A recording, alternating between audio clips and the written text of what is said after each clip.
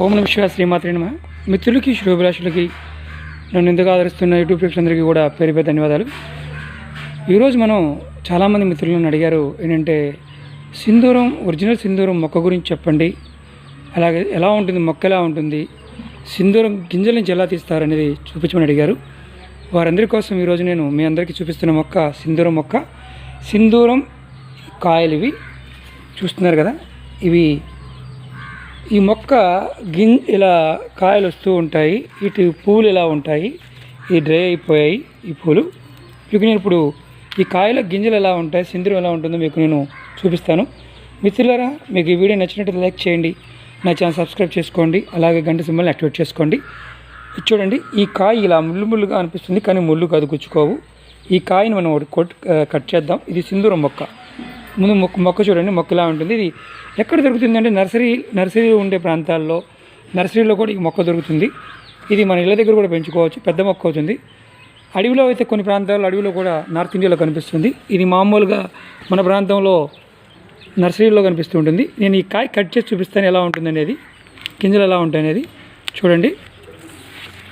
చూడండి లోపల గింజలు ఎర్రగా ఎరుపుడాల్లో ఉంటాయి, చూస్తున్నారు కదా. ఈ గింజలు సహజంగా సింధూరం తయారు చేసేవారు, ఈ గింజలు చేస్తారు. పాత రోజుల్లో కుంకుమ కూడా దీంతో తయారు చేసేవారు. మీకు నేను నలిపి చూపిస్తాను, మీకు అర్థమవుతుంది. సింధూరం మన హనుమంతుడికి వేస్తాం కదా సింధూరం, అలా ఉంటాయి అన్నమాట.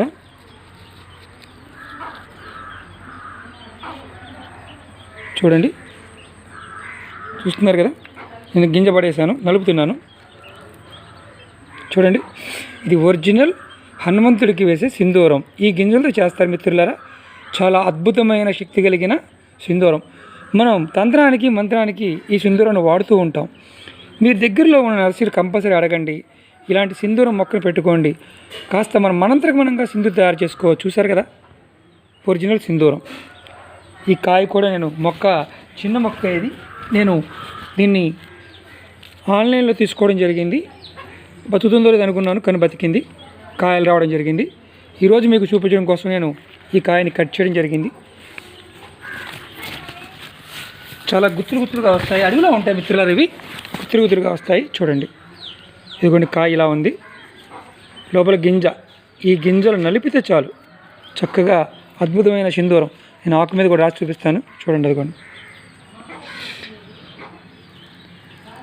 ఇది మనం ఇలా సింధూరాన్ని కలెక్ట్ చేసుకొని మన ఇంట్లో నిత్యం బొట్టు పెట్టుకోవడానికి వాడుకోవచ్చు. అలాగే హనుమంతుని పూజలు కూడా మనం వాడుకోవడానికి మంచి అవకాశం ఉంటుంది. ఇది పెట్టుకోవడం వల్ల వాస్తురీత్యా ఉండే దోషాలు కూడా తగ్గుతాయని శాస్త్రం చెప్తూ ఉంటుంది. మీరు పెరటి పెద్దగా ఉన్నప్పుడు కుండీలో కూడా పెంచుకోవచ్చు మిత్రులారా. పెరటి పెద్దగా ఉన్నప్పుడు కూడా పెట్టుకోవచ్చు.